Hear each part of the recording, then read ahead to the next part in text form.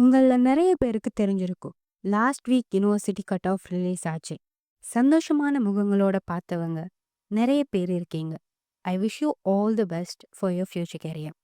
கொஞ்சம் சோகமான ஃபேஸோட பார்த்தவங்களுக்காக ஒண்ணு சொல்றேன். It's not the end. இன்னும் டைம் இருக்கு. சான்ஸ் இருக்கு. ட்ரை பண்ணுங்க. முடியாததுன்னு ஒண்ணுமே இல்ல. சரி, ஓகே. இப்போ கெமிஸ்ட்ரி பத்தி பேசுவோம். நீங்க கெமிஸ்ட்ரி படிச்சுட்டு இருப்பீங்க. மோஸ்ட் ஆஃப் த தியரி படிச்சிருப்பீங்க. பாஸ் பேப்பர் செய்யறதுக்கான டைமும் வரப்போகுது. அதனாலேயே இந்த வீடியோவை ரெடி பண்ணேன்.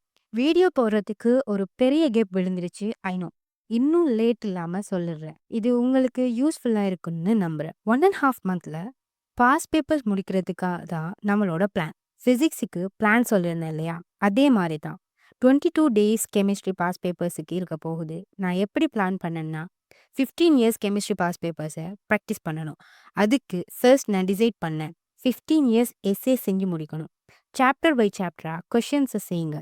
எப்படி நாம தியரி படிக்கும்போது சாப்டர்ஸை மர்ஜ் பண்ணி படிச்சோமோ அதே பேட்டர்ன்ல தான் கெமிஸ்ட்ரி எஸ்ஏ கொஷின்ஸ் பேப்பர் வந்திருக்கும். அதுக்கேற்ற மாதிரி நான் ஃபர்ஸ்ட் கல்குலேஷன் கொஷின்ஸ், அதாவது physical questions and general calculation questions, அப்பப்போ வர டவுட்ஸுக்குரிய தியரியை பார்த்து அப்பவே கிளியர் பண்ணிடுவேன். இதுக்கு 5 டேஸ் போதுமானதா இருக்கும். விஷயம் என்னன்னா, டெய்லி கோல் ஃபிக்ஸ் பண்ணி ப்ராகாஸ்டினேஷன் இல்லாம ப்ராப்பரா செஞ்சு முடிக்கணும்.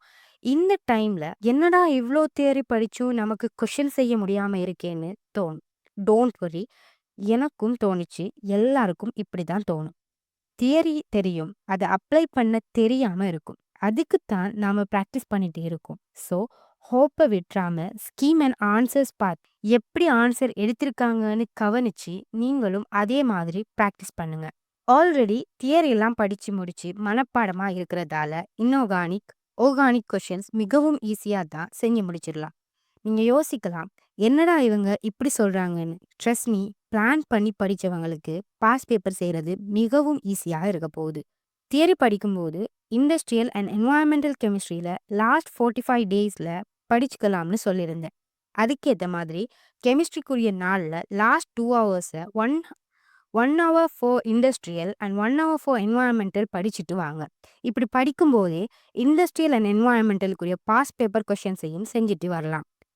கெமிஸ்ட்ரி பேப்பர்ஸில் ஸ்ட்ரக்சர் கொஷின்ஸை எடுத்தோம்னா ஃபர்ஸ்ட் கொஷின் ஜென்ரல் கெமிஸ்ட்ரியிலேருந்து வரும். Second question physical, third question inorganic, fourth question organic. இது எல்லாத்தையும் சாப்டர் வைஸாக 4 நாட்கள் எடுத்து செய்யலாம்.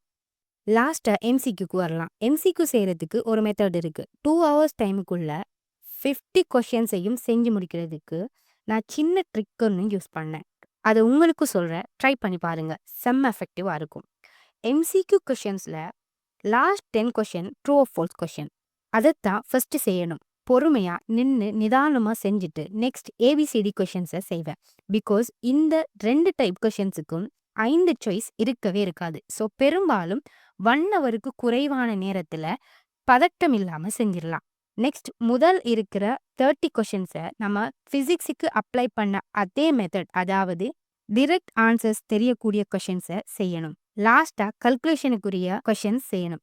இப்படி பேப்பர் செய்யும்போது டைமை மேனேஜ் பண்ணி உரிய டைமுக்குள்ள மொத்த பேப்பரையும் மொத்த கொஷின்ஸையும் செஞ்சிடலாம். இப்படி 15 இயர்ஸ் பாஸ் பேப்பர்ஸை ஒரு டைம் செஞ்சு டவுட்டான கொஷின்ஸை ஸ்கீம் ஆன்சர்ஸ் எல்லாம் பார்த்து கரெக்ட் பண்ணி ஒரு டைம் செஞ்சு முடிச்சுட்டு 2வது தடவை திரும்ப செஞ்சு பாருங்க. லாஸ்ட் 5 இயர்ஸ் பேப்பர்ஸை இன்னும் 2 தடவை திரும்ப திரும்ப செஞ்சு பாருங்க. எம்சிக்யூவை டைம் வச்சு ப்ராக்டிஸ் பண்ணி பாருங்க. கண்டிப்பா யூ ஃபீல் த டிஃபரன்ஸ்.